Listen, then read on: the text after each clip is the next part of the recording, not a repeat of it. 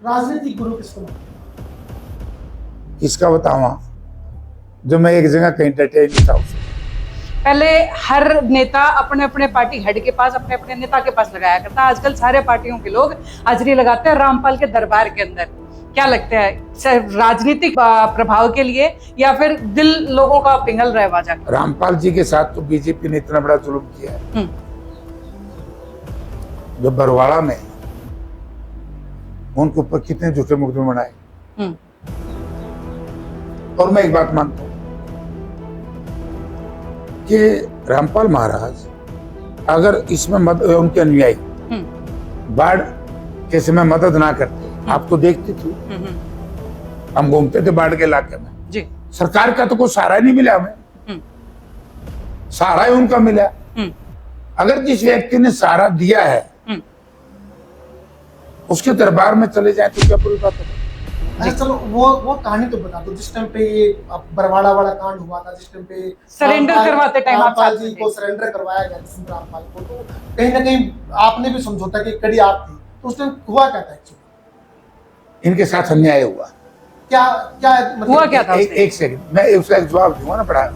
हाँ। बीजेपी से कोई न्याय की कल्पना नहीं कर सकता। ये अच्छा है, बराड़ा का नाम सुभाष बराड़ा से पूछ लो सारा। दूध का दूध, पानी का पानी हो जाएगा। और ये भी जनता को पता लग जाएगा आपके चैनल के माध्यम से कि बीजेपी की कमिटमेंट कैसे। फिर भी सरकार नहीं बनी, रख त्याग थे, सारा सिस्टम बन गया, लोग किल क्या मार रहे थे 60 से ऊपर सीटें आएंगी, और आप बोल रहे थे वहां जाकर कि ना 45 दिन सरकार बना। रिकॉर्ड क्या वीडियो वायरल है, माफी मांग लूंगा। अर्जी ना पाई तो लोग इंतजार कर रहे हैं इस कुर्सी खाली होने का। या न्यू बंदी हुई तो किसी के नहीं, ऐसे नहीं मिलती कुर्सी किसी को, मेहनत करने से मिलती है। कर तो रहे बेचारा मेहनत, पूरे हरियाणा कितनी में मेहनत सब करते हैं? तो मतलब कुर्सी कर्म से मिलती है। वो तो पार्टी फैसला करेगी, जनता फैसला करेगी। ट्रैक्टर रैलियां निकालते थे इन काले कानूनों के पक्ष में, तो जनता उनको मुंह क्यों लगाएगी? गलती खुद कर रहे, गाड़ी वो भी मुझे दे। मैं आपके दुश्मनी तो पुश्तों से चलते आ रही है ना, पहले बेटे से फिर बाप से। वो तो बड़ा दुश्मनी लंबा किसी इतिहास से है। नहीं है ना। मैं तो बड़ा सिंपल सा आदमी हूँ, दुश्मनी किसी से नहीं है। दुश्मनी नहीं है। चलो आप उसको प्यार बोलो, राजनीतिक लेकिन विरोध है। हाँ। राजनीतिक विरोध है, सिद्धांतिक विरोध है। तो यूं टांग खींचना भी तो गलत है ना, मैं तो किसी की टांग खींचता ही नहीं, और मेरी किसी पे खींचती कोई मोटी है। मैं तो अभी तो मेरे ख्याल में जाने वाला नहीं हूँ, और जो उम्र के तो झूमा अच्छा ये बताओ, ब्रिजेंद्र सिंह जी को की मेहनत को कितना नंबर दोगे? कांग्रेस में आने के बाद कितनी मेहनत की है, नंबर 10 में से कितने मिलेंगे? उन्हीं से पूछो, मैं क्यों बोलूं? आप सीनियर हैं, उन्हीं की पार्टी में है ना। मैं उनकी पार्टी में हूँ। अच्छा उनकी पार्टी में नहीं है, जूनियर है वो तो ये बीजेपी कांग्रेस में। फादर साहब तो पहले से, तो फादर साहब थे, पर क्या बदल लिए। मैं सीनियर हूँ। हाँ, मैं आप ही को सीनियर बता रही हूँ, अपने जूनियर को नंबर तो दे ही सकते हैं। नहीं नंबर नहीं देते, मास्टर दिया करें नंबर। ये हमारे नेता हैं आदरणीय राहुल गांधी जी, हमारे तो नंबर जो है ना सारी चीज हाँ। टिकट पे है। वो टिकट तो कटवा दी गई सर आपके लिए, वो टिकट तो कटवा दी गई। ब्रिजेंद्र सिंह जी सिटिंग एमपी होते हुए सरकार के अंदर वो छोड़ करके आए थे। दुष्प्रचार है, ये दुष्प्रचार है। किसी की टिकट नहीं कटी, किसी को मिली है सीधी जयप्रकाश को मिली, और कोई अनाउंस नहीं हुई थी, मेरी अनाउंस हुई थी। 87 में मुझे टिकट दे रहे असेंबली की, मैं नहीं लड़ा। कांग्रेस पार्टी ना कांग्रेस ही तो मुझे नजदीक ही नहीं लगने देते थे। हमारे 2 परिवार थे जींद जिला में, उनके रहता था यू आ गया जवान लड़का है, तुम्हारी राजनीति खराब कर देगा। Guru Daksh developers LLP presents Haryana tour. तो भाई देखो हरियाणा सीधे दिल तय, सिटी बिग न्यूज और ग्राउंड पोस्ट के साथ। नमस्कार, मैं कमल हान सिटी बिग न्यूज से, और मैं अंकिता सिंह ग्राउंड पोस्ट से स्वागत करती हूं आपका हमारी नई series Guru Daksh developers LLP presents Haryana tour, जहां हम आपको लेकर के जाएंगे हरियाणा के हर राजनीतिक गलियारे के अंदर, सुनाएंगे आपको सुने अनसुने किस्से और दिखाएंगे हर वो कहानी जो शुरुआत से घटी थी। और आज की इस खास सीरीज में हमारे साथ हैं 4 बार के मेंबर ऑफ पार्लियामेंट, 2 बार विधायक रह चुके हैं, केंद्रीय मंत्री रह चुके हैं, नेता प्रतिपक्ष के बिल्कुल नजदीक हैं। जी हाँ, बात कर रहा हूँ member of parliament Hisar Jaiprakash JP ji की। सर नमस्कार। नमस्कार। कैसे हैं आप? बहुत अच्छे।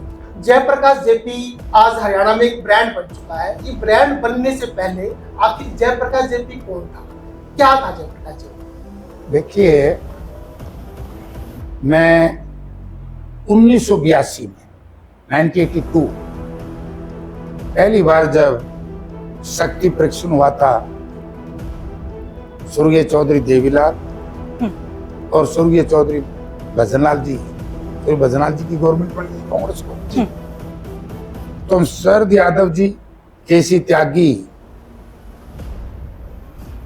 उनके नेतृत्व में हमने दिल्ली चंडीगढ़ में एक विरोध प्रदर्शन किया। हम छोटे थे, एज कितनी थी? 22-23 एक साल।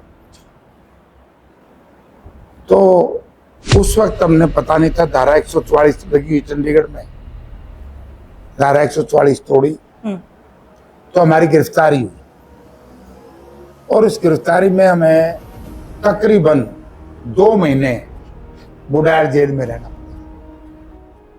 उसके बाद जो जेल के अंदर स्वर्गीय शरद यादव जी एक आइकन रहे हैं एक जमाने में देश के नौजवानों,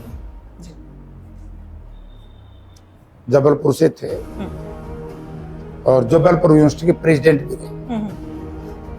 तो उसके बाद फिर राजनीति में इंटरेस्ट बन गया। ट्रेनिंग भी जेल में इस तरह की आई कि राजनीति। तो उसके बाद फिर हम कांग्रेस पार्टी में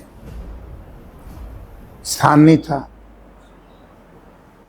तो स्वर्गीय चौधरी देवीलाल जी के साथ हम लगे और वहां से राजनीति शुरू। परिवार में कोई राजनीतिक पहले था, कोई राजनीति परिवार में थी पहले? ना, बिल्कुल नहीं। हाँ, परिवार में नहीं थी, मेरे रिश्तेदार थे। स्वर्गीय चौधरी अलबेल सिंह नैन 1957 में इंडिपेंडेंट एमएलए बने थे, मेरे पिताजी के सगे फूफा। अच्छा। और उन्होंने स्वर्गीय चौधरी नेकीराम जो कांग्रेस के उम्मीदवार थे 1957 में उनको हराया। तो वो अपनी जवानी में उनको आंखों की प्रॉब्लम हुई, तो उसके बाद फिर वो भी राजनीति छोड़ दी। ठीक है। उसके बाद 1989 में 87 में मुझे टिकट दे रहे असेंबली की, मैं नहीं लड़ा। कांग्रेस पार्टी? ना, कांग्रेस ही तो मुझे नजदीक ही नहीं लगने देते थे। हमारे 2 परिवार थे जींद जिला में, उनके रहता था भाई आ गया जवान लड़का है, तुम्हारी राजनीति खराब कर देगा, तो चौधरी देवीलाल के साथ। तो फिर 88 में जब मैं युवा लोकदल का अध्यक्ष था हरियाणा प्रदेश का 87 में, और 88 में चुनाव हुआ था वीपी सिंह जी का, फोर्स को लेकर के जो कांग्रेस से अलग हुए थे, और वहां के जो लोकल एमपी थे वो इस्तीफा दे दिए थे जी। तब वीपी सिंह जी ने चुनाव लड़ा था जन मोर्चा से। तो उस वक्त मुझे हमारी पार्टी ने और हमारे शीर्ष नेतृत्व ने यह कहा कि जयप्रकाश सक्षम है उस चुनाव को चलाने में, और लीड मैंने किया। लगभग 200 नौजवानों को लेकर के मैं हरियाणा से वहां गया, 100 मोटरसाइकिल, और फिर पत्रकारों ने मेरे दोस्तों की टीम को संज्ञा दी ग्रीन ब्रिगेड की। अगर उस वक्त की ये मैगजीन होती थी तो उनके जो फ्रंट पेज पे इंडिया टुडे जयप्रकाश की जेपी की फोटो आती थी, और लिखते थे आप जैसे पत्रकार कि दुनिया में एक मऊ जी की रेड ब्रिगेड और जयप्रकाश की ग्रीन ब्रिगेड। और वीपी सिंह जी वो चुनाव जीते। तो कई बड़े परिवारों में मेरा नाम जब चला तो तकलीफ हुई तो तरह तरह का, जब 89 में मैं जनता दल का उम्मीदवार बनाया हिसार से जी, और वीरेंद्र सिंह कांग्रेस के उम्मीदवार थे, क्योंकि वीरेंद्र सिंह ने 1984 में चौटाला साहब को हराया हुआ था, तो सोचते थे भाई वीरेंद्र सिंह मजबूत। तब मेरे को जनता दल ने टिकट दी, मैं चुनाव लड़ा, तरह तरह के आरोप मेरे खिलाफ लगाने का प्रयास किया, तो जनता ने हमें जिता दिया और कांग्रेस को हरा दिया। राजनीतिक गुरु किसको मानते हो? इसका बतावा, अब आप बताओ। राजनीतिक गुरु मेरी जनता है। नाम नहीं लोगे? नाम कैसे लूं, जो मैं एक जगह कहीं डटे ही नहीं था उसको। शुरुआत तो की होगी ना कि भाई इसके सारे पर उंगली पकड़ कर चलाऊंगा। ना मैं बताया ना, मैंने बता दी। शरद जी हमें लेके गए थे, फिर हम चौधरी का साथ दिया, तो बदलते रहे। बताया ना मैंने, मेरी जो संगठन क्षमता है उससे बड़े परेशान थे नेता लोग, ये बड़े परिवार। अगर आप HAU का इतिहास देखोगे कि एक टाइम था कि जयप्रकाश के नाम से प्रेसिडेंट बनते थे, छात्र संघ के चुनाव में लोग जीत गया, तो उन लोगों को सबको दर्द था कि भाई तुम्हारे ये संतान का क्या होगा, ये साधारण किसान का बेटा आगे निकलते जा रहा है। 89 में मेरे खिलाफ बड़ा भारी एक दुष्प्रचार हुआ झगड़े का, और तो मुझे कोई चरित्रहीन नहीं कह सकता, मुझे कोई भ्रष्ट नहीं कह सकता। एक ही बात कहते थे, यूथ की राजनीति करता था, स्टूडेंट्स की राजनीति करता था, कि भाई झगड़ा करता है, वो कुछ नहीं था। लेकिन जब मैं 1990 में 1990 में मिनिस्टर बन गया, पेट्रोलियम पेट्रोकेमिकल कम्युनिकेशन, तो जिस हिसार शहर में मुझे 1989 में हरवाया, उसी शहर की जनता ने मेरे काम को देख करके, मेरा व्यवहार को देख करके, मेरी कार्यशैली को देख करके, मेरी क्षमता को देख करके 96 में 46,000 से ऊपर शहर से मुझे जीता। और 96 में मैं 2 जगह चुनाव लड़ रहा था इकट्ठे, हिसार से लोकसभा और नरवाना से विधानसभा। तभी लोगों ने मुझे यहां से जितवाया, तो कितना परिवर्तन हुआ। और नरवाना अगर ना पूछो, जीत मेरी थी। अच्छा, हुआ क्या? नरवाना में तेरा जुल्म मेरे साथ हुआ, कुछ वो दरिश तो नहीं बताऊंगा। मेरे एंट्री बैन कर दिया, मेरा और मेरे परिवार का। हमारा परिवार काउंटिंग में भी अलाउड नहीं किया, चुनाव आयोग ने इतना जुल्म किया मेरे साथ। 2 बड़े घराने इकट्ठे हुए, ये JP MP भी बन गया और MLA भी बन गया। MLA के डर से एक और इकट्ठा हो गया। उन घरानों का नाम खुल के लो आप। नाम सब जनता जानती है, फिर भी आपके मुंह से सुनना चाहिए। आसमान सुर्ग में है, सुर्ग में ठीक है। सुर्ग में। ठीक। तो मुझे पता है कितने से रिजल्ट आउट हुआ, केवल 450 वोट्स। देखिए मेरे साथ जुल्म। एक दिन वोट पड़े, बैलेट पेपर से पड़े, नरवाना विधानसभा में असेंबली तो जीतता हूं मैं 10,500 से, और मेरे साथ जुल्म इतना हुआ, असेंबली मुझे हरा दी, एक बक्से में वोट पड़े, एक ही आदमी वोट डालने वाला वोटर, मुझे 550 वोट से जबरदस्ती हरवा दी। मतलब कुल मिलाकर ईवीएम नहीं, बैलेट पेपर में भी गुस्ताखी हो सकती है। करी थी रे, वो सस्पेंड हुआ रिटर्निंग अफसर जब स्वर्गीय चौधरी ओम प्रकाश चौटाला चीफ मिनिस्टर बने। तो मैं थोड़ा थोड़ा बढ़ता गया, नेता लोग मुझसे परेशान हो गए। फिर मैंने 1998 में मैं लोकसभा भी इंडिपेंडेंट लड़ी। फिर मैंने कहा भी 97 में मंडियाली कांड हुआ था, उस वक्त स्वर्गीय चौधरी बंसीलाल चीफ मिनिस्टर थे और मैं उन्हीं की पार्टी का था, चौधरी साहब।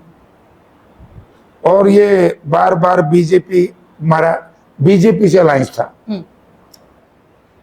माननीय नरेंद्र मोदी जी जो आज देश के प्रधानमंत्री, ये उस वक्त भाजपा के प्रभारी इंचार्ज जनरल सेक्रेटरी थे। अच्छा। और मैं हरियाणा विकास पार्टी की तरफ से था, और मनोहर लाल जी सेंट्रल मंत्री थे। तो किन्हीं कानून, जब मंडियाली में शायद मैं गलती बना, 4 किसान पुलिस की गोली से मारे गए। अब ये विचार करना पड़ेगा जनता ने, जब 4 किसान पुलिस की गोली से मरे निर्दोष थे, एक शोक सभा हुई मंडियाली में। मैं सत्ताधारी दल का एमपी होते हुए मैं शोक सभा में मैंने सरकार का विरोध किया और किसानों का साथ दिया, क्योंकि किसान निर्दोष थे। सर, नरवाना की बात चल रही थी तो एक बार एक सवाल याद आ गया, बीच में पूछ लेता हूँ। नरवाना और उकलाना जाट बाहुल्य दोनों विधानसभा क्षेत्र थे, रिजर्वेशन में कैसे आए, कैसा क्या था इसके पीछे?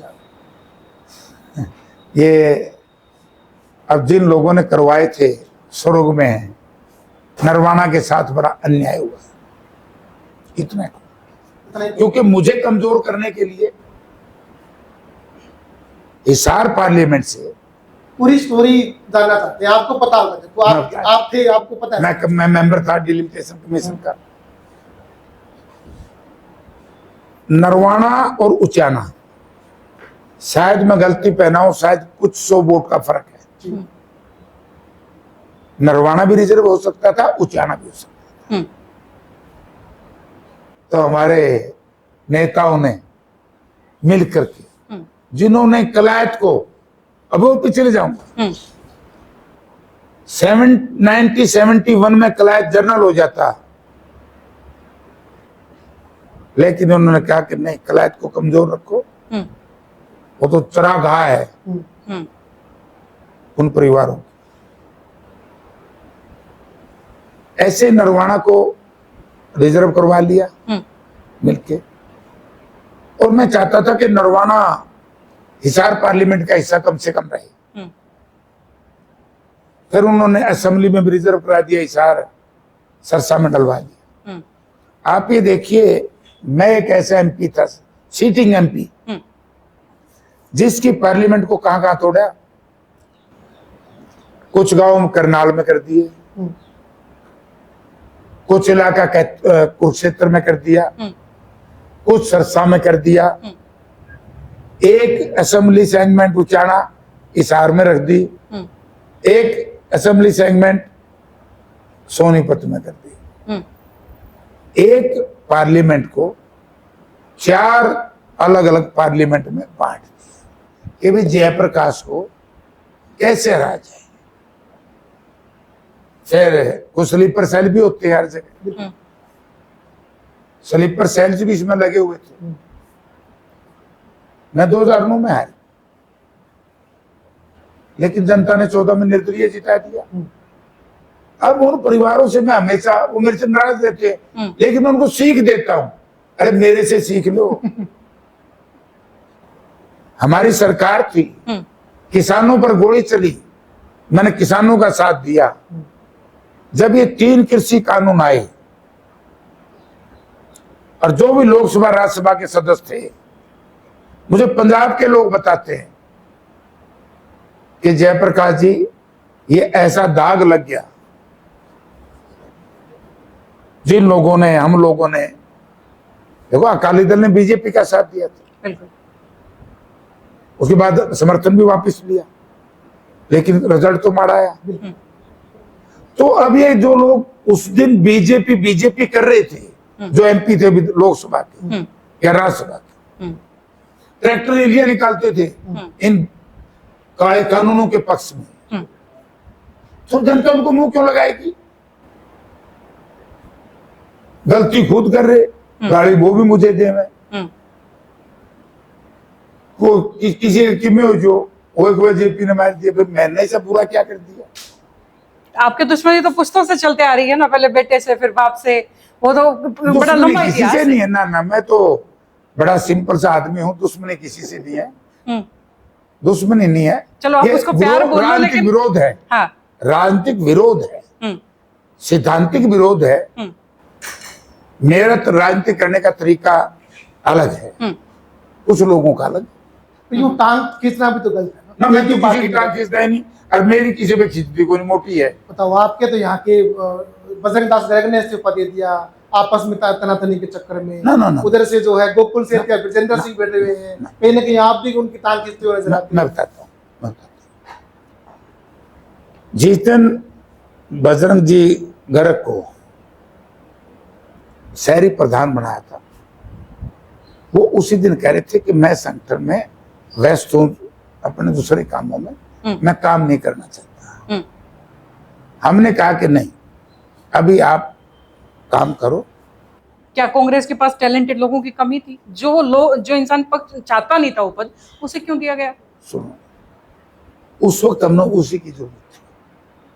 टैलेंटेड की बात नहीं होती, संगठनात्मक शक्ति क्षमता अलग होती है, और टैलेंटेड सिस्टम, पता नहीं कौन किस चीज में टैलेंट है। तो हमने क्या किया, अब इस्तीफा नहीं दिया। अब वो ज्यादा व्यस्त हुए तो उन्होंने इस्तीफा दे दिया, लेकिन पार्टी से दिया ना।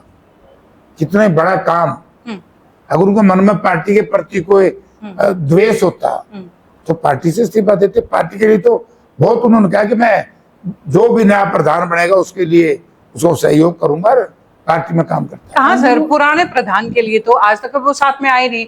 ग्रामीणांचल के प्रधान किलकियां मार मार के मर गए कि जी हमारे यहाँ जो शहरी प्रधान है वो आते नहीं है, उनके समर्थन में नहीं आए तो नए प्रधान के समर्थन में कैसे आ जाए? नहीं, ऐसे नहीं होता। ग्रामीण प्रधान की अलग ड्यूटी होती है, शहरी प्रधान की अलग। एक मंच पर तो दिख सकते हैं सर। न थे, एक दिन तो मैं भी था गल, आपने देखे नहीं? अच्छा, अंदरूनी लड़ाई तो चलती रहती है, चलो आपकी तो खुल्लम खुल्ला चलती है। बताओ कहाँ होगी? वहाँ उधर वो सरसा में पंजाबी बेल्ट के अंदर बैठे हैं गोकुल सेतिया, इधर जाट बेल्ट में बैठे हैं अपने ब्रजेंद्र सिंह, वो आपस में तनातनी कर रहे हैं। क्या कमेंट करे किया था फेसबुक पे?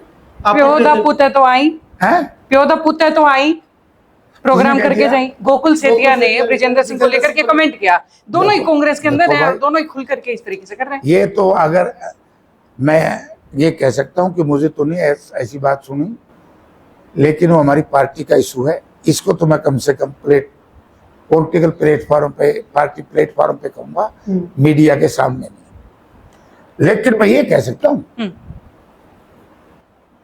कि जो बातें मैंने बिना देखे तो नहीं मैं कह सकता। मैंने गोकुल सेतिया बड़ा अनुशासित आदमी है, और मैंने इसको, ये नौजवान है, हाँ। राज्यसभा के चुनाव में देखा है। राज्यसभा के चुनाव में पता नहीं किस किस तरह के दबाव होगा, लेकिन इसने कहा नहीं, मैं कांग्रेस का एमएलए हूं, मैं कांग्रेस पार्टी में हूं, मुझे कोई झुका नहीं सकता। अच्छा आदमी, विद्वान है, बुद्धिमान है, पढ़ा लिखा है। लेकिन फिर क्या हुआ? 37 विधायक थे, 30 की जरूरत थी, फिर भी जो है राज्यसभा की सीट निकल गई। कहाँ निकल गई? हमारी है। एक में गड़बड़ हुई सर, हैं? एक में गड़बड़ हुई, एक में गड़बड़ हुई। क्रॉस वोट तो हुई ना? ना, एक उनकी आएगी, उनकी आनी थी, एक हमारी आएगी। जो लोग नहीं चाहते थे कांग्रेस जीते, सरकार नहीं चाहती थी कांग्रेस जीते, वो लोग धराशायी हो गए रात को 2 बजे। नहीं, आपके बरवाड़ा के पूर्व एमएलए हैं, वो तो आपके ऊपर आरोप लगा रहे थे, बोला जी पायलट उनको बना रखा था, तो कुछ ना कुछ तो गड़बड़ हो रही थी। चलो कौन क्या कहता है, मैं इस चक्कर में नहीं बढ़ता। और क्या आरोप ये- लगा रहे थे वो तो? ये दुनिया सब जानती नहीं, है। वो तो और भी बोल ये रहे थे। शीशा है, दुनिया एक शीशा है। देखिए मेरे ऊपर कौन क्या कहता है, एक यहाँ शायद आप लोग तो बहुत छोटी होगी जी। इसको पता होगा, एक किडनी कांड हुआ था, हाँ, नाम उसमें आपका आया था एक बार, याद है ना? बिल्कुल याद है। जो पार्टी बिखर बुखर ली, मैं एमपी, हम्म। मेरे ऊपर आरोप लगवाया मिल करके कॉन्स्पिरेसी के तहत। अब समझना है उन सब परिवारों ने, उन सब लोगों ने जो जेपी के खिलाफ नुक्ताचीनी करते हैं, साहस, डिटर्मिनेशन, शक्ति होगी तो आपको कोई हरा और मार नहीं सकता। मैं हुड्डा साहब के साथ बैठा जनता बुटाना में, हुड्डा साहब चीफ मिनिस्टर आया कि जयप्रकाश किडनी रैकेट में शामिल, वो था शायद गलती पे ना डॉक्टर अग्रवाल।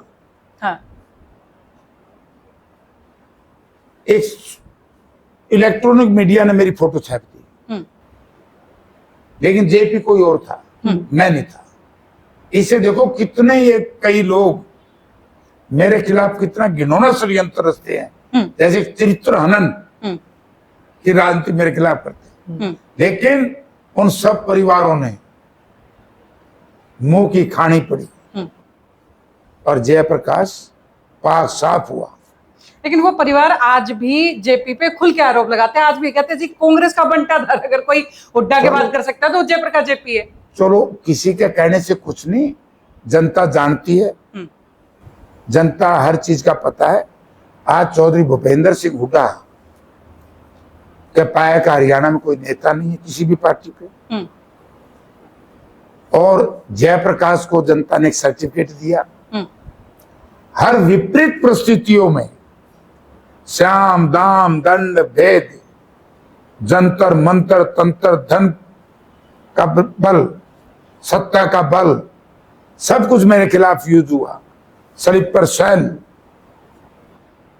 जनता ने जिताया ना। बिल्कुल, ये बात तो मानते हैं। एक पॉडकास्ट हम ना कर रहे थे आपका, जब आपका कैंपेन चल रहा था ना लोकसभा का, उस टाइम पे आपका एक इंटरव्यू किया था, और इंटरव्यू के बाद में आपने कहा था कि 20,000 वोट तो आएंगे नैना के, 20 आएंगे सुनैना के, और 50,000 वोट प्लस से जीतूंगा। वही काम हुआ, मतलब पूरा तंत्र मंत्र सब लगा हुआ था। और रणजीत चौटाला इतनी बड़ी परिवार से था, ऊपर बीजेपी की। ना रणजीत में पहले भी लड़े यहाँ। अच्छा, पहले क्या हुआ था? मैं 98 में जब इंडिपेंडेंट लड़ा ना लोकसभा, जब तो रणजीत के वोट 70-80 हजार आए थे। और देखो यही मैं बता रहा हूं कि मेरे से कई लोग परेशान हैं। 1998 में मैं इंडिपेंडेंट लोकसभा लड़ा हिसार से, जिंदल साहब हरियाणा विकास पार्टी और बीजेपी के साथ जो उम्मीदवार स्वर्गीय ओम प्रकाश जी, सुरेंद्र बरवाड़ा जो मेरे चाचा है, वो लोकदल और बहुजन समाज पार्टी के, और मैं इंडिपेंडेंट। कांग्रेस का उम्मीदवार तो बहुत पाछा रह गया था मेरे से लाखों वोट। बस जानना ही चाह रहे कि उसके बाद में चुनाव हो गया, आप जीत गए, अच्छे खासे वोटों से जीत गए। उसके बाद में वो आरोप लगा रहे कुलदीप ने मेरी सपोर्ट नहीं की जी, रणधीर ने मेरी सपोर्ट नहीं की, कैप्टन ने मेरी सपोर्ट नहीं की, आशा केडर ने मेरी सपोर्ट नहीं की, उनकी सपोर्ट नहीं की, तो मतलब सबने मिलकर जेपी को सपोर्ट कर दिया। जेपी की सपोर्ट की। रणजीत सिंह ज्यादा जानता होगा। आप ही बता दो। अब मैं कभी भी चाहे हारा चाहे जीता,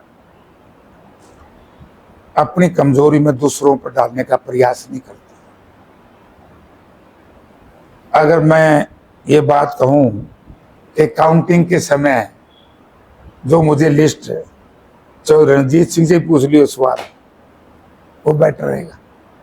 एग्जैक्ट आइडिया आया कहां से था? 20 नैना को, 20 सुनैना को, 50,000 तो ये जो लोकदल की क्रेडिबिलिटी लोगों में खत्म होगी, खत्म है ये पार्टी, इसका विश्वास किसी को नहीं है। लोक दल वाले बोल रहे हैं, वो अभी जी बोल रहे हैं कि जी हमारे यहाँ पर हमने सिखाया था उनको राजनीति करना, वो तो कुछ और काम वो किया। काटड़े बेचते घूमते थे और आज राजनीति में इतना बड़ा बन गए। आप हमारे खिलाफ बोल रहे हैं। जिस आदमी को ज्ञान ना हो उसने ज्ञान ले लेना चाहिए। जिसको याददाश्त खराब हो उसने मेडिटेशन करके याददाश्त बढ़ा लेनी चाहिए। और जिसको पढ़ा लिखा ना हो उसने पढ़े लिखे से पूछ लेना चाहिए। देश का जब बंटवारा हुआ था 1947 में भारत की जो कैपिटल जो गिनती हुई किसके से उससे हुई? पशु से। हमारे जो पशुधन है इसको इसलिए पशुधन कहा गया। बड़ा वही होता है, ताकतवर वही होता है जिसके कटड़े बछड़े हो। तो हमारे कटड़े तो लाख लाख की भी क्या करते। हमने कभी जिंदगी में गलत काम से पैसे नहीं कमाए जैसे और लोगों ने कमाए। कभी जिंदगी में कलंकित नहीं हुए जैसे और लोग और परिवार। अच्छा एक बात तो बताओ सर, मतलब नारनौंद कभी नहीं जीते आप, 50-55 साल से नारनौंद जीत गया। ये आदमपुर भी जो कुलदीप जब तक था कांग्रेस जीती आपने, कुलदीप के मतलब बिश्नोई परिवार हार मतलब गया, आदमपुर हरा दिया आपने, गढ़ तोड़ दिया, मुझे लगा गढ़ भी टूट गया, कांग्रेस जीत गई। फिर भी सरकार नहीं बनी, रथ तैयार थे, सारा सिस्टम बन गया, लोग किल्कियां मार रहे थे 60 से ऊपर सीटें आएगी, और आप बोल रहे थे वहां जाकर कि ना 45 थे तो सरकार बनाते थे 40। क्या गणित आंकड़ा लगाए? मैं बस ये भी बता दूं, अगर किसी को राजनीतिक ज्ञान नहीं हो इसीलिए वो लोग फ्रस्ट्रेशन में बार बार चुनाव हारते हैं, परेशान। समर्थन का जो बहुमत का जो आंकड़ा है वो 46 है। किसी के भी चुनाव प्रचार में जाऊंगा तो मैं यही कहूंगा कि हमें 46 से शुरू करनी है, 46 और ये 47 में इसको जितवा दो। अब अपनी कमजोरी, अपनी नाकामयाबी अगर कोई ना समझे तो उसमें मैं क्या कर सकता। तो क्या ये खबरें गलत हैं कि जयप्रकाश जेपी ने सिर्फ 40 सीटें मांगी थी, लोग साथ देने के लिए तैयार थे? 100% रिकॉर्ड दिया, वीडियो वायरल है, माफी मांग लूंगा। और ना पाई तो जो लोग आरोप लगा रहे हैं वो माफी मांग लेंगे, क्या जरूरत है? सब लोग जानते हो कौन क्या है, उनकी हैसियत भी जानते हो क्या है। जी। अच्छा, आजकल सोशल मीडिया का जमाना है और सोशल मीडिया के साथ ना आजकल दरबारों में हाजिरी लगाने का भी जमाना है। पहले हर नेता अपने अपने पार्टी हेड के पास, अपने अपने नेता के पास लगाया करता, आजकल सारे पार्टियों के लोग हाजिरी लगाते हैं रामपाल के दरबार के अंदर। क्या लगता है, सिर्फ राजनीतिक प्रभाव के लिए या फिर दिल लोगों का पिघल रहा है वहां जाके? देखिए, दो चीज, वो पॉलिटिकल इशू नहीं है। हाँ। वो अपनी आस्था और मान्यता का सवाल है। जो अपने नेताओं का है वो अलग सवाल है जी, दोनों अलग अलग, समझे ना। रामपाल जी के साथ तो बीजेपी ने इतना बड़ा जुल्म किया है। जो बरवाड़ा में उनके ऊपर कितने झूठे मुकदमे बनाए। और मैं एक बात मानता हूं कि रामपाल महाराज अगर इसमें उनके अनुयायी बाढ़ के समय मदद ना करते, आप तो देखती थी, हम घूमते थे बाढ़ के इलाके में जी, सरकार का तो कोई सहारा नहीं मिला हमें, सहारा ही उनका मिला।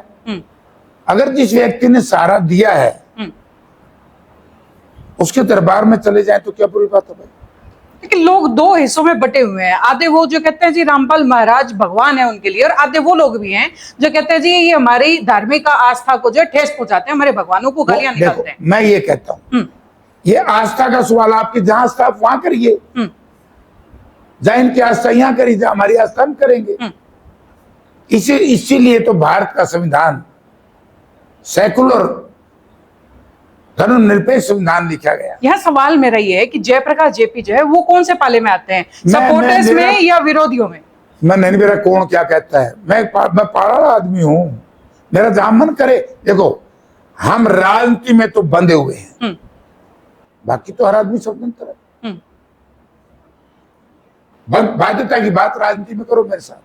अच्छा चलो वो कहानी तो बता दो, जिस टाइम पे ये बरवाड़ा वाला कांड हुआ था, जिस टाइम पे सरेंडर करवाते टाइम आप रामपाल साथ जी में थे। को सरेंडर करवाया गया था, संत रामपाल को, तो कहीं ना कहीं आपने भी समझौता की कड़ी आप थी, तो उस टाइम हुआ क्या था एक्चुअली? इनके साथ अन्याय हुआ। क्या क्या हुआ क्या था? एक सेकंड, मैं उसका एक जवाब दूंगा ना बड़ा। हाँ। बीजेपी से कोई न्याय की कल्पना नहीं कर सकता। ये अच्छा है, बराड़ा का नाम सुभाष बराड़ा। सुभाष बराड़ा से पूछ लो सारा, दूध का दूध पानी का पानी हो जाएगा। और ये भी जनता को पता लग जाएगा आपके चैनल के माध्यम से कि बीजेपी की कमिटमेंट कैसी है। चलो उनसे जरूर पूछ लेंगे, लेकिन फिर भी एक बार जेपी से जाना चाहूंगा, हुआ क्या था उस दिन? एक बार पहले पूछ लो उनसे। आप पहल आपकी है। नहीं, मैं आपको लकड़ की कसम खा के कहता हूँ, उनसे आमने सामने पूछ लो, एक बार उनसे पूछ लो, ताकि लोगों को पता लग जाए भाई इनका कितने कमिटमेंट में पक्के हैं ये। मतलब आप भी बीजेपी वालों ने रामपाल जी को कंडीशन पे बात छोड़ रखे हैं? मुझे नहीं पता ना, तो कोर्ट से है, अब तो बरी होगी ना। एक केस है शायद वो उनकी जमानत पे है, और जहां तक मुझे ज्ञान है क्योंकि देशद्रोह का केस है, देशद्रोह उन पर लग ही नहीं सकता, खत्म हो जाएगा। अच्छा, रामपाल जी के अलावा एक बाबा और हैं, वो भी आजकल मतलब बड़े वायरल रहते हैं, हर तीसरे महीने पैरोल, हर तीसरे महीने पैरोल। पॉलिटिकल बात कर लो ना, मैंने क्या है, अपनी अपनी आस्था है, जिसका जिक्र उसमें मानो जी। अच्छा, एक आपके युवा चेहरे थे, आपके रोहतक से धर्मेंद्र हुड्डा, उनका नाम सुना होगा आपने? सोशल मीडिया पर आजकल वो भी वायरल है। और मैं बता दूं, हुड्डा यानी कि भूपेंद्र सिंह हुड्डा और दीपेंद्र सिंह हुड्डा दोनों पिता पुत्र को आड़े हाथों लेते हैं। देखो जाट आंदोलन में जितनी आगजनी हुई उसका सारा दोषी उनको ठहराते हैं। देखिए, पहली बात तो है कि मेरा कभी परिचय उनसे नहीं। वो कह रहे कि मैं कांग्रेस में रहा हूँ, युवा पर उसमें रहा हूँ। मैं कह रहा मेरे से नहीं हुआ कभी। अगर रूटीन में कोई होगा तो मुझे नहीं मालूम। जहां तक सवाल है आरक्षण के दंगों में, अगर मुझे पहले बता देते आप ये प्रश्न पूछोगे तो मैं आपको एक मेरी तकरीर सुनाता जो मैं असेंबली में बोला। अभी टाइम है, आप सुना सकते हैं। मैं ये बताता, जब आरक्षण के दंगों को लेकर के चर्चा हुई, एक षड्यंत्र के तहत जो भूपेंद्र सिंह हुड्डा और कांग्रेस पार्टी को हाउस से निकाल दिया, सस्पेंड कर दिया। लोकदल और बीजेपी के लोग बैठे थे। मुझे किसी ने कहा कि जयप्रकाश जी, आरक्षण के दंगों में इंडिपेंडेंट था एमएलए, आरक्षण के दंगों पर चर्चा ये करेंगे, हुड्डा साहब को जबरदस्ती दोषी ठहराए। मैं कोई बात जो होगा देखिए। जब मेरी बारी आई बोलने की, अगर आप YouTube से मेरी वो तकरीर निकल जाएगी, कॉपी कहोगे तो मैं बिल्लू के हाथ भिजवा दूंगा। ये हमारे साथी बैठे लंबा, तो मैंने उस वक्त कहा था कि इन दंगों के पीछे चौधरी भूपेंद्र सिंह हुड्डा नहीं हो सकते। जब अभिमन्यु ने, धनखड़ ने और मनोहर लाल जी ने आरोप लगाया, और लोकदल के मित्रों, अगर कोई उनके खिलाफ प्रूफ है, एफआईआर दर्ज कराओ हुड्डा साहब के खिलाफ, मैं आपके साथ। बोला प्रूफ तो नहीं है। फिर नहीं है, बिना प्रूफ के आप कैसे कह सकते हो? बिना प्रूफ के तो नहीं कह सकते। क्या इन दंगों के अंदर चौधरी भूपेंद्र सिंह हुड्डा के खिलाफ कोई किसी की कंप्लेंट आई? आइए तो बता दो। आज एक गवाह है जो उनके नजदीक रहा है और उन पर खुल करके आरोप लगाता है, कहता जी मैं इन्हीं का कार्य करता था, इन्हीं के इशारे पर चलता था, और इनके कहने में मैंने अभिमन्यु का घर जला दिया। अभी उसी पर जो कौन है मैं नहीं जानता। तो कोई एफआईआर दर्ज हुई तो बताओ। सारी सरकार और विपक्ष जोर लगा रहे थे, कोई एफआईआर दर्ज नहीं हुई। फिर मैंने कहा कि मैं बताता हूं, जहां तक अभिमन्यु के घर की बात है, देखिए आज अभिमन्यु के घर क्या लगा, प्रदर्शनकारियों ने लगा दी। जी एक कैबिनेट मिनिस्टर का घर 3 दिन तक जले, 3 दिन तक। सरकार क्या कर रही थी?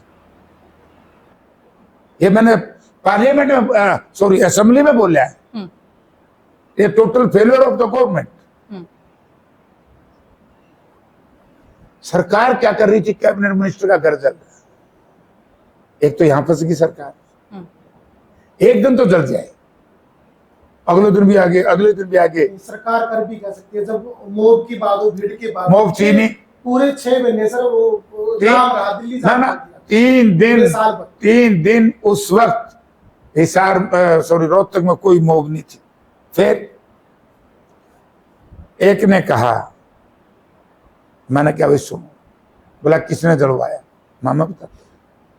चोरी का सामान किसके घर बरामद हुआ? मुनीश ग्रोवर, जो वहां के उस वक्त के एमएलए थे। चोर तो वो था जिसके घर सामान बरामद हो। क्या मुनीश ग्रोवर के ऊपर चोरी का पर्चा दर्ज हुआ? बोले जो तो उसका गनमैन उठा लिया था। अरे गनमैन उठा लिया तेरे घर में, क्या उस घर में कोई डेड बॉडी गिर जाए, गिरने देते? प्रोफेसर वीरेंद्र की भी तो एक ऑडियो वायरल हुई। अभी उस पर भी आ जाऊंगा, डोंट वरी। तो उसके घर चोरी का सामान मिला। 3 दिन तक कौन सी ताकत थी जो घर चला रही थी? प्रोफेसर वीरेंद्र सिंह की जो आइडियो है, सुप्रीम कोर्ट तक जा रही है। उसमें कुछ भी गलत नहीं है। उसमें यही कहा गया है, वो लोक दल के किसी एडजेक्ट, तो मुझे ध्यान में नहीं, वर्कर नेता जो भी जिससे बातचीत थी, उसने ये कहा था कि भाई तुम यहां कह रहे हो ये कर दो वो कर दो, कुछ कह रहे होंगे प्रोफेसर वीरेंद्र को कि तुम तो कुछ कर ही नहीं रहे। उनका नेट सेल में ये था, हम क्या करते हैं? वो बातचीत दो, ये हो सकता है षड्यंत्र भी हो, प्रोफेसर वीरेंद्र सिंह के माध्यम से बदनाम करने का हमारी पार्टी को। लेकिन मैं ये कह सकता हूं, जो लोग आरक्षण के दंगों में बड़ा प्रयास किया इन्होंने, और फिर हमारे यहां सर्टिफिकेट किससे लेना होता हमने? जनता से। जैसे चुनाव हुए, कांग्रेस जीती नहीं, मनीषा हैराना। तो अगर चौधरी भूपेंद्र सिंह हुड्डा का कहीं कसूर होता, कमी होती, तो उनका उम्मीदवार बीबी बत्रा कैसे जीतता? मैं आपकी तरफ से क्लीन चिट 100%। मैं उस वक्त इंडिपेंडेंट एमएलए था। मैंने उस वक्त भी कहा था कि किसी आदमी को उसकी लोकप्रियता से परेशान होकर के झूठे आरोप लगाना, उन लोग को जनता कभी माफ नहीं करेगी। आज वो पार्टियां कुछ तो धरातल पे चली गई, कुछ लोग भी चले गए धरातल पे, और जो बचे हुए हैं उन में चले जाएंगे। कैप्टन को ही टारगेट क्यों किया गया? मैं कह रहा हूं टारगेट था ही नहीं। तो क्या आपको लगता है बीजेपी की चाल थी सर? करे बीजेपी ने है, आरएसएस ने। वो जो लोग हैं, जो भाजपा है, देखिए किसकी जिम्मेवारी? बीजेपी की जिम्मेवारी है, गवर्नमेंट बीजेपी की। अगर बीजेपी ने नहीं किया तो बीजेपी ये बता दो फिर कराया किसने?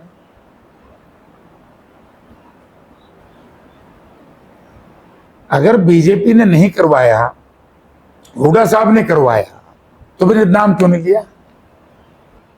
मतलब जो अंदर एक उसके पूरा परिवार था, मतलब हमारे एक इंटरव्यू के अंदर कैप्टन साहब रो रहे हैं, उनकी आंखों में पानी आ रहा है। चलो वो कह रहे हैं कि मेरा एक बच्चा जो है, मैं जलते जलते बच्चा है, मेरे घर के जानवर जल गए हैं। कौन क्या कह रहा है मैं उस पर जाता, सच्चाई पे जाऊंगा। अगर किसी के भी चौधरी भूपेंद्र सिंह हुड्डा का या उसके साथी ने को नुकसान किया है, तो एफआईआर क्यों दर्ज करा? गवर्नमेंट तो नहीं की थी। भाईचारा ये क्या भाईचारा है? गाड़ी क्यों देते हो? उस समय कहते हैं माफी कि मांगो। उन सारे लोगों के घर वालों ने पंचायतें करी थी और पंचायतों के प्रेशर में आके कैप्टन अभिमन्यु पीछे हटे थे। वो तो उसने पूछ लो क्या अटैक मैंने बताया। खुलेआम आरोप जो है सीधे सीधे बीजेपी पर लगा रहे हैं। हाँ। मैं नहीं लगा रहा, एक कमीशन बिठाया बीजेपी ने। हाँ। पूर्व रिटायर्ड डीजी उत्तर प्रदेश, हमने कहा कि उसकी रिपोर्ट ले आओ। उस रिपोर्ट को कुछ अंश आए थे सोशल मीडिया के माध्यम से, सरकार ने बैन लगा दिया। इसी सरकार ने उसको कमीशन नियुक्त किया। उसने लिखा है कि सरकार इसमें जिम्मेवार है। अगर कोई कैप्टन अभिमन्यु हो, कोई मुख्यमंत्री हो, कोई और हो, कमीशन की रिपोर्ट जनता के सामने पब्लिश कर दो। असेंबली में नहीं ले आए। हम एमएलए थे, शोर मचा मचा के रह लिए, जबकि कमीशन जो इंक्वायरी कमीशन जो बनता है, तो इंक्वायरी कमीशन असेंबली बनाती है, पार्लियामेंट तो असेंबली बनाती है, तो उसकी रिपोर्ट असेंबली में रखनी चाहिए पटल पे, और उसमें चर्चा होनी चाहिए। मैं उल्टा से प्रश्न पूछता हूं, जो कमीशन बिठाया था इंक्वायरी कमीशन, शायद ओपी सिंह थे, रिटायर्ड डीजी, उसके पटल पे क्यों नहीं लाया, उस पर चर्चा क्यों नहीं कराई? आज ले दो, पता लग जाएगा जनता को ये कितने क्या है। इन पे तो कोई विश्वास ही नहीं करता। ये तो सत्ता के लिए कुछ भी कर सकते हैं। राम जी का मंदिर में चोरी होगी जिसके नाम से सत्ता मिली थी, इससे बड़ा जुल्म क्या होगा? छोटे छोटे विद्यार्थियों के ऊपर नोच दिया, आरों से, पैलेट गन से, टीयर गैस सेल से, वाटर कैनन से, लाठियों से, तो ये इनके ऊपर कोई विश्वास करेगा? कुछ भी कर सकते हैं, इनको तो कुर्सी चाहिए। जी, वैसे कांडों का जिक्र हो रहा है, तो एक बड़ा प्रसिद्ध कांड रहा है हरियाणा का, कंडेला कांड। क्या था वो बताएंगे एक बार आप अपने शब्दों में? वो अच्छा ये है, एक दिन हमारे विधायक हैं जस्सी पेटवाड़, उन्होंने कोई बात कही होगी, तो उनपे कुछ एडजेक्ट तो मुझे याद नहीं, को कटाक्ष उटाक्ष हुए। वो मुझे कहने लगे कि बोला चाचा ये कंडेला कांड में ऐसे ऐसे ऐसे ऐसे वो गलत कह रहे। मैं देखो हमारे टाइम में भी कोई कांड हुआ, मैं उसकी भी पूछो तो बताऊंगा। गलत जिसने किया उस पर चर्चा करनी चाहिए, और आने वाली पीढ़ियों को भी हमें बताना चाहिए, वे वो ऐसा चीफ मिनिस्टर था, वो ऐसा चीफ मिनिस्टर था, वो ऐसा था। सीख तो तभी लेंगे ना बच्चे। कंडेला कांड भी वही था अंकार। स्वर्गीय चौधरी ओम प्रकाश चौटाला ने 2000 के चुनाव में ये कहा कि भाई मेरी सरकार बना दो, आपके बिजली के बिल माफ कर दूंगा जितने पेंडिंग है। और नारा दे दिया, ना मीटर होगा आगे के लिए, ना मीटर रीडर होगा।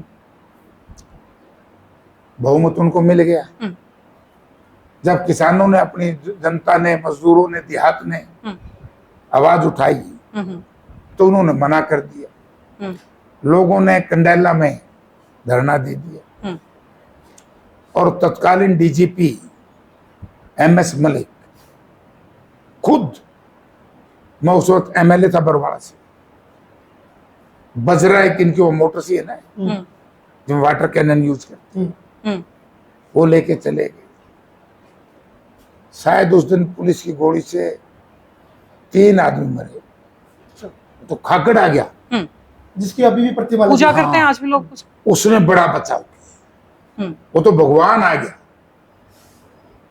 अब बताओ, ये कई भाई तो कई पार्टियों के जो लोग हैं, अगर उसकी स्टेचू के ऊपर जस्सी पेटवाड़ ने माला डाल दी, उसका भी विरोध करो। वो कह रहे हैं कि आपने अपनी पहनी हुई माला क्यों डाली इसके ऊपर? मैं बताओ जी, ये तो और बड़ी बात कर दी। हम अपना सारा जो कुछ भी है हम समर्पित कर दिया आपको, तो आप बड़े हुए ना। उसने उसमें अपना समर्पण दिखाया कि मैं जो कुछ हूँ गौ माता से मुझे बड़ा बल मिला। जैसे आप लोग तो महिला है, कई ऐसी भी होता है ना, अपना जेवर निकाल के भगवान के आगे रख देते हैं मंदिरों में, तो भगवान का अपमान थोड़ा ही आस्था है। लेकिन जिन्हें विरोध करना है वो तो करेंगे, क्योंकि कंडेला कांड जो हरियाणा प्रदेश के इतिहास में लिखा गया बहुत ही अति निंदनीय है।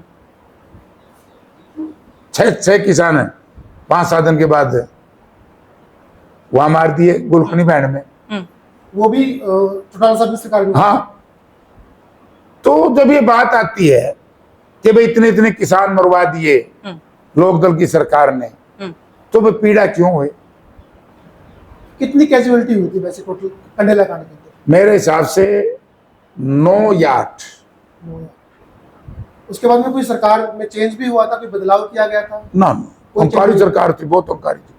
और मैं बहुत दिन जेल में रहा था बिना कसूर। उसी मामले में? हाँ, मेरे पे मुकदमा बनाया डकैती का मैडम।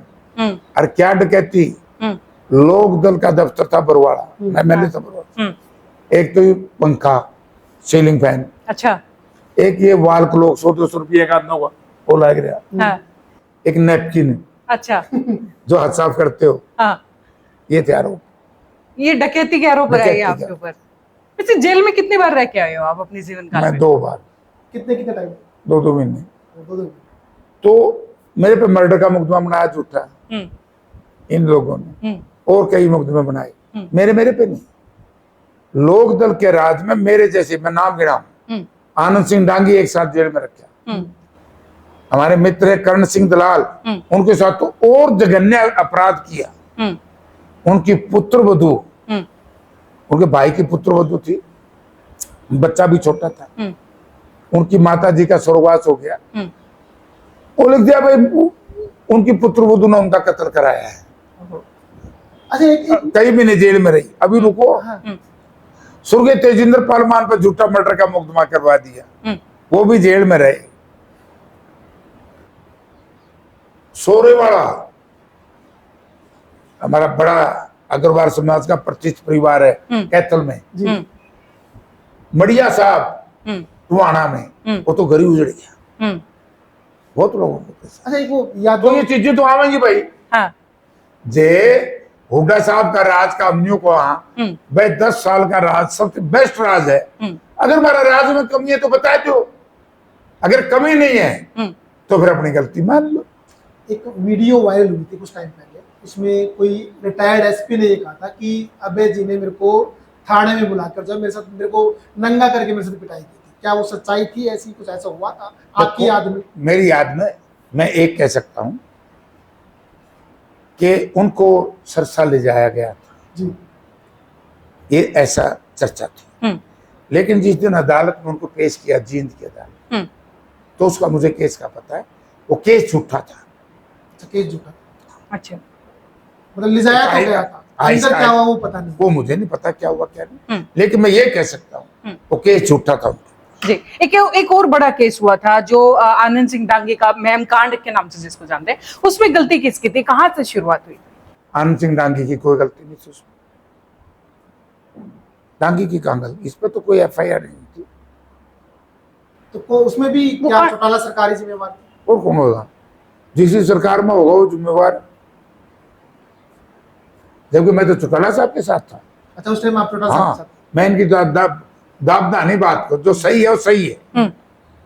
उसमें तो मेरे ख्याल से इस्तीफा भी हुआ था चौटाला साहब का हुआ था। हाँ, मैं तो एमपी था। आप एमपी थे उस टाइम। क्या आप थोड़ा सा शॉर्ट में बताओगे कि वो क्या मामला था पूरा? हुआ क्या था वो मैम कांड? शुरुआत मतलब कहां से वो शुरुआत होनी शुरू हुई थी उसकी? देखो मेरे से तो हुई नहीं, कन्फ्रंटेशन होगी पब्लिक और पुलिस। वो था चौटाला। उसमें एक चौटाला साहब खुद चुनाव लड़ रहे थे। एक सुनने में ये भी आया था कि उस टाइम पे जो है अजय चौटाला वहां पर मौजूद थे, उनको जो है पुलिस की वर्दी पहनाकर वहां से निकाला गया था ताकि मॉब से बचाया जा सके उसको।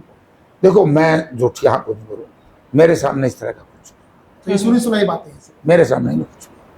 चलिए, ये इतिहास की बातें हुई। आज की करंट सिनेरियो के अंदर आते हैं। आज काफी उम्र हो चुकी है, और कितने साल तक लगता है कि जयप्रकाश और पॉलिटिक्स में एक्टिव रहेंगे? कितने साल तक और ये एनर्जी रहने वाली है? जब तक जनता और भगवान चाहेंगे। पार्टी मतलब अभी रुकने का, रिटायरमेंट का कोई मन नहीं है? ये क्या करेंगे? एज कितनी है? मेरी 71 होगी। 71 हो चुकी है। सर ये सवाल मेरा इसलिए था कि लोग रिटायरमेंट का इंतजार कर रहे हैं। एक पूर्व में एमपी रहे हैं और भविष्य में बढ़ने की कामना फिर से मेरे ख्याल से रखते हैं ब्रिजेंद्र सिंह जी, और लोग इंतजार कर रहे हैं इस कुर्सी खाली होने का।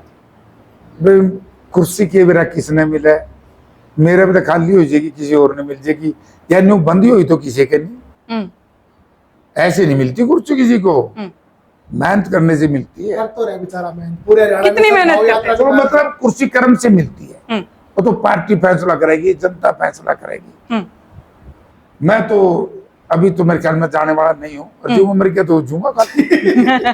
अच्छा ये बताओ, ब्रिजेंद्र सिंह जी को की मेहनत को कितना नंबर दोगे? कांग्रेस में आने के बाद कितनी मेहनत की है, नंबर 10 में से कितने मिलेंगे? उन्हीं से पूछो, मैं क्यों बोलूं, उन्हीं से पूछो आप सीनियर हैं, उन्हीं की पार्टी में है। ना। मैं उनकी पार्टी में क्यों, तो अच्छा उनकी पार्टी में नहीं हुआ? जूनियर है वो तो, युवा है बीजेपी कांग्रेस उनके में। फादर साहब तो पहले से तो फादर साहब थे, फिर क्या बदल लिए। मैं सीनियर हूँ। हाँ मैं आप ही को सीनियर बता रही हूँ, अपने जूनियर को नंबर तो दे ही सकते नहीं हैं। नहीं, नंबर नहीं देते, मास्टर दिया करें नंबर। या हमारे नेता हैं आदरणीय राहुल गांधी जी, हमारे तो नंबर जो है ना सारी चीज हाँ। टिकट पे है बस, और फिर जनता के नंबर है हार जीत पे। वो टिकट तो कटवा दी गई सर आपके लिए, वो टिकट तो कटवा दी गई। ब्रिजेंद्र सिंह जी सिटिंग एमपी होते हुए सरकार के अंदर वो छोड़ करके ये आए थे। दुष्प्रचार है, ये दुष्प्रचार है। किसी की टिकट नहीं कटी, किसी को मिली है, सीधी जयप्रकाश को मिली है, और कोई अनाउंस नहीं हुई थी, मेरी अनाउंस हुई थी। आपके यहाँ के कैबिनेट मिनिस्टर है रणबीर गंगवा जी, काम तुम कैसा कर रहे हैं, उनको लेकर क्या कहना चाहोगे? कोई प्रोजेक्ट लेकर आए हैं आपके शहर के अंदर, या फिर अभी बस डाउन चल रहा है सिस्टम? देखो व्यक्तिगत तो मैं कोई बात नहीं करूंगा, लेकिन मैं ये कहूंगा ये सरकार इतनी बुरी तरीके से फेल है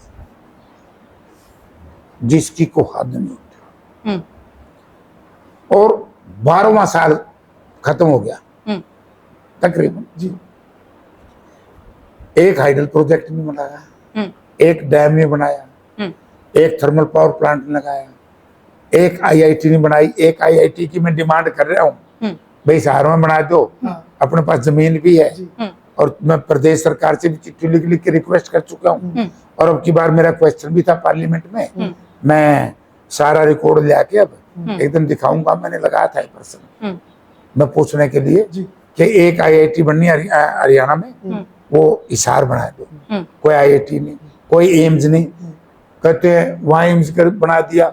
अरे भाई शिलान्यास करने से कोई फायदा नहीं है, शिलान्यास तो इस हवाई अड्डा का भी, इंटरनेशनल एयरपोर्ट का कई बार कराया था, बन गया क्या? लेकिन समस्या क्या है आपको इस एयरपोर्ट? मतलब पहले आप कहते हो जी यहाँ से कभी जहाज नहीं उड़ेगा, जिस दिन उड़ गया उस दिन फिर जेपी ये कहना शुरू कर देते हैं मैं कभी इसमें अंदर बैठूंगा नहीं, क्या पता कब जानवर आ गया। जब ही तो मैं मर लिया। आप लोग ही मेरी बात को समझते, पत्रकार है, ये एरोड्रम है, एयरपोर्ट नहीं है। हर एयरपोर्ट एरोड्रम होता है, लेकिन एरोड्रम के अंदर कभी एयरपोर्ट नहीं होता। ये तो देसी भाषा में समझा दिया। और बीजेपी के भाई कहते थे भाई इंटरनेशनल एयरपोर्ट बनेगा, क्या जेपी इस्तीफा दे देगा? मैंने हानि भर ली थी, बना तो नहीं, तो इस्तीफा उन्हें देना चाहिए कि नहीं? जब भी तो बीजेपी पे किसी ने विश्वास नहीं रहा। ये तो मैडम ये सोचिए कि जैन जी के साथ जो जुल्म किया है, अपराध किया है बीजेपी गवर्नमेंट ने, 29 में देख रही सर चट के आएगा। हुड्डा साहब के राज में एक माटी कला बोर्ड का चेयरमैन का वो पद बना था, और बीजेपी के राज में भी एक बार तो बनाया था, उसके बाद में जो है वो इंसिडेंट हो गया, काफी टाइम से खाली पड़ा है। क्या लगता है, कोई योग्य नहीं दिख रहा उनको? बीजेपी ने तो कोई योग्य नहीं दिखता, ना काका ना भाई, ना खाता ना भाई, सामने वाला जो कहे सो सही। इनका तो सब कुछ दिल्ली से है, हम दो हमारे दो, बाकी सारे सो आराम से। बुरा हाल है सरकार जी। चलिए आपके काम की जिक्र करते हैं। हमने एक पोस्ट डाली थी कि जयप्रकाश जी से क्या क्या सवाल पूछना चाहते हैं। लोगों ने नीचे सवाल पूछा है कि जी सबसे पहला तो एक कमेंट हमारे पास आया है कि पेट्रोल पंप के पैसे आज तक कहीं ना कहीं आदमपुर के अंदर पेंडिंग है। बताओ किसके? मैं तो आदमपुर बाई इलेक्शन में भी शायद लोगों ने सवाल है सर, जनता के सुन। सवाल। हाँ उसके बाद जब प्रचार कराया मेरे खिलाफ, जी, मैं तो कई चुनाव लड़ चुका हूँ, मेरे से तो कोई मांगने आज तक तो आए। मैं क्या बताऊं, आप खुद भी देख रहे हो, हर इतवार को मैं यहाँ आता हूँ नहीं आता? बिल्कुल। कोई आया है? हमने देखा नहीं। फिर मैं क्या करूं? अब ये तो बताऊं, ये मरेंगे आपको, लोगों ने विश्वास यही नहीं बेरा कि जयप्रकाश ने वो सीट आदमपुर की जीत दी जो न सोचते थे कि तो जीत नहीं सकता। बीजेपी की परेशान है ये उस भाई ने जिसने कहा है परेशान है। बीजेपी की प्रदेशाध्यक्ष है, वो आजकल बड़ा बयान दे रही है कि एक विशेष वर्ग, मतलब एक मिनट की उसमें विशेष वर्ग 8 बार बोलते हैं। उसके बाद में लास्ट वाली बात मैं बोल देता हूँ कि जो विशेष वर्ग पहले सफेद कुर्ता पजामा पहना करते वो खुंटी पे हमने टंगवा दिया। मतलब ये क्या इशारा है, क्या वो कहना चाह रही है, क्या आपकी टिप्पणी उनके ऊपर रहने वाली है? मैं उन पर कोई टिप्पणी नहीं करूंगा, मैं इतना ही कहूंगा कि इससे सिद्ध हो गया कि भाजपा में संस्कार और उसका कैलिबर क्या है। जी। भाजपा इससे सिद्ध होता है कि भाजपा जीरो पार्टी, समाज तोड़ू पार्टी, प्रदेश का नाश करने वाली पार्टी। नहीं, उसके बाद तो उन्होंने बोल दिया था कि जाटों मैं पर जाट समाज की बेटी हूँ। पहले जाटों पर टिप्पणी करती हैं, जाटों के कपड़े खुट्टी पे टंगवा दिए और उसके बाद उन्हें जाट समाज की बेटी बन गई। आप क्या कहेंगे फिर? मैंने आपसे बताया तो दिया, क्या बोलूं, महिलाओं के ऊपर मैं कुछ नहीं बोलूंगा। मैं तो इतना कहूंगा भाजपा में संस्कार नहीं है। जो आरएसएस संस्कारों की बात करती थी इस पे आरएसएस जवाब दो, बीजेपी जवाब दो। मैं तो खुद जाट हूं, हम क्यों बोले? जनता बोलेगी, सारा समाज बोलेगा, समाज बोलेगा, गांव शहर बोलेगा, कर्मचारी अधिकारी व्यापारी किसान मजदूर बोलेगा, वो बोलेंगे, पता लग जाएगा। 29 आने दो। चलो सर, एक छोटा सा राउंड हो रहा है अपना, उसके बाद में आप एंड करते हैं इस चीज को। एक रैपिड क्वेश्चन पूछेंगे, किसी एक का नाम लेंगे, उसके बारे में आपकी टिप्पणी हमें बतानी है। सिर्फ 2 शब्दों में। 2 शब्दों में। सबसे पहले है कुलदीप बिश्नोई। क्या बताना है? आपके उनके बारे में कोई भी लाइन, कुलदीप बिश्नोई उनको के बारे लेकर में के क्या कहेंगे? जयप्रकाश जी क्या सोचते हैं? नहीं, देखो, उस परिवार से मेरा राजनीतिक संबंध भी रहा, राजनीति में विरोध में भी रहे। जी। परिवार अच्छा है। सबसे बेस्ट मुख्यमंत्री कौन है अभी तक का? अभी तक का चौधरी भूपेंद्र सिंह हुड्डा। पूछो आगे। सबसे बड़ा यंगस्टर जो नेता है आपके हिसाब से कौन है आने वाले समय में, जिसका करियर बहुत लंबा जाने वाला है, बहुत ऊंचा जाने वाला है? वो तो फिर दीपेंद्र सिंह हुड्डा है। मतलब ये तो वो ये घर की भाई और काका लिखा ना दिया। ना, अब मेरे से प्रश्न पूछ लो, और जो मैंने बात कही है, किसी भी आदमी की पॉपुलरिटी कहां से होती है? सुशासन, नीति, नियत, विजन, देख लो।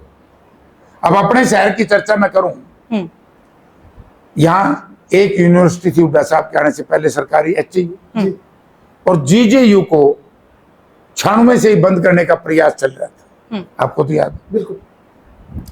हुड्डा साहब ने आते ही वो एक ग्रेड में लेके आए उसको, उसमें कितना इंफ्रास्ट्रक्चर तैयार करा, एक और यूनिवर्सिटी बनाई, लाला लाजपत राय यूनिवर्सिटी। और शहर में सीवरेज और वाटर सप्लाई की बड़ी दिक्कत थी। कितने बड़े बड़े वाटर रिजर्वायर बनाए हैं, आजाद नगर में जाकर के देखो, डाणी की तरफ जाकर के देखो, और स्ट्रॉम वाटर के नाले की तरफ कितना पैसा खर्च किया है स्ट्रॉम वाटर पे, और कितना रोजगार दिया है, कितना शिक्षा का स्तर ऊंचा उठा है। हांसी रोहतक रेलवे लाइन, सब नेता इसी धरती से पैदा हुए हैं, प्रदेश के मुख्यमंत्री किसी पे नहीं जुड़ी। सेंटर में मिनिस्टर भी रहे ओल्ड रखे, जो भूपेंद्र सिंह हुड्डा ने जुड़वा दी। आपका एक्सप्रेस हाईवे रोहतक से लेकर के पंजाब तक, फाजिलकापुर तक, जो भूपेंद्र सिंह हुड्डा ने जुड़वाया। ये पालीवाड़ा जो है, ये समझो जो जुप्पा बॉर्डर से लेकर के चंडीगढ़ तक, जो भूपेंद्र सिंह हुड्डा। सड़कें, आज स्कूलों में मास्टर नहीं, हमारे यहाँ कितने मास्टर सरपरस्त थे, अस्पतालों में डॉक्टर नहीं, कितना बढ़िया हेल्थ डिपार्टमेंट हमारा चल रहा था, तारों में बिजली नहीं। आपके राज में भी ऐसे था, हुड्डा राज में भी ऐसे था? ना ना, बताओ क्या दिक्कत थी? ना दिक्कत, सिविल हॉस्पिटल की भी ऐसी थी, शिक्षा की भी ऐसी, ना ना ना ना ना, हमारे तो बड़े ये व्यवस्था। हमने आज तक 5 स्टार हॉस्पिटल नहीं देखे सर। मैं बताता हूँ, ये तो नाश जब हुआ बीजेपी आई कि इन्होंने HKRN और उनका NHM है ना, नेशनल हेल्थ मिशन, NHM से जो नौकरी लगानी शुरू कर दी ना, और शिक्षा में HKRN आ गया, इंजीनियरिंग में HKRN आ गया, उसने नाश कराया। इसीलिए 19 तारीख को हमारे नेता चौधरी भूपेंद्र सिंह हुड्डा जी ने और कांग्रेस पार्टी ने पंचकुला में HKRN के दफ्तर के सामने धरना देने का निर्णय लिया है, ताकि हम सरकार पर दबाव डालें। जो बच्चे HKRN से लगे हैं उनको जो अब तक लगे परमानेंट कर दो और आगे से पक्की नौकरी कर दो। विकास जो MLA कराए थे, उन्हें आपको याद होगा उठाया था असेंबली में जी कि एक प्रोफेसर लगता है HPSC से, उसको तकरीबन 1 लाख मान लो तनख्वाह मिलती है। एक HKRN से लगता है, उसको 25-30 हजार रुपए मिलता है। पढ़ाई दोनों ने बराबर करनी है, तो बताओ शिक्षा का सदर कैसे सुधरेगा। अब डॉक्टर एडोक पर आखन लग रहे हैं। आप देखिए प्राइवेट जो हॉस्पिटल हैं उनको तो क्या एक सर्जन को 4 लाख मिलते हैं, और यहाँ आप 70 हजार देना चाहते हो तो कैसे चलेगा। अच्छा, कुमारी सैलजा बढ़िया है, हमारी पार्टी की नेता है, अच्छी है, प्रभारी हैं, जनरल सेक्रेटरी हैं, MP हैं। ब्रिजेंद्र सिंह, ब्रजेंद्र सिंह तो चुनाव हार गया नहीं, ठीक है, ब्रजेंद्र सिंह मानस है, बढ़िया है, क्या बात है इसमें। खासी दिक्कत है उनकी सद्भावना यात्रा से भी थोड़ी सी दिक्कत आती है आपको? ना मन कोई दिक्कत नहीं, मैंने किसी मन से तो दिक्कत को नहीं। हाँ। ना आप कर लो, मैं तो आप अबे चौटाला भी ठीक मन से, क्या दिक्कत नहीं, दिक्कत तो कोई नहीं, वो तो आप सामाजिक क्या कहना चाहोगे? नहीं, सामाजिक तौर से ठीक है। दुष्यंत चौटाला सामाजिक संबंध मेरे किसी से कोई हम राजनीतिक खराब तौर पर द्वेष बात नहीं। राजनीतिक तौर पर पूछ रहे हैं। देखो राजनीतिक तौर पर तुमने पूछोगे उनकी नहीं, बात मैं क्यों अब- कहूं? ना, मैं नहीं, आप- राजनीतिक तौर पे नहीं, सामाजिक संबंध मेरे सबसे बढ़िया है और सामाजिक तौर से हम सब अच्छे हैं। मैं किसी को भी आरोपित नहीं करूंगा। कोई आखिरी सवाल आपका? जी धन्यवाद। कंप्लेंट चलिए, तो भाई ये वो सवाल थे जो मैंने हिसार के सांसद जयप्रकाश जेपी जी से पूछे हैं। मेरे साथ में मेरे साथी कमल लोहान जी मौजूद थे, और अभी तक के लिए ये सवाल इतना ही। आगे भी सवालों का सिलसिला ये जारी रहेगा। अगर आपके मन में कोई सवाल रह गया तो नीचे कमेंट बॉक्स में लिख करके बता सकते हैं, और जुड़े रहिए हमारे खास programme Gurudaksh industries presents Haryana tour. नमस्कार। देखते रहे सिटी बिग न्यूज और ग्राउंड रिपोर्ट। सर बहुत बहुत धन्यवाद जुड़ने के लिए आपका। Thank you.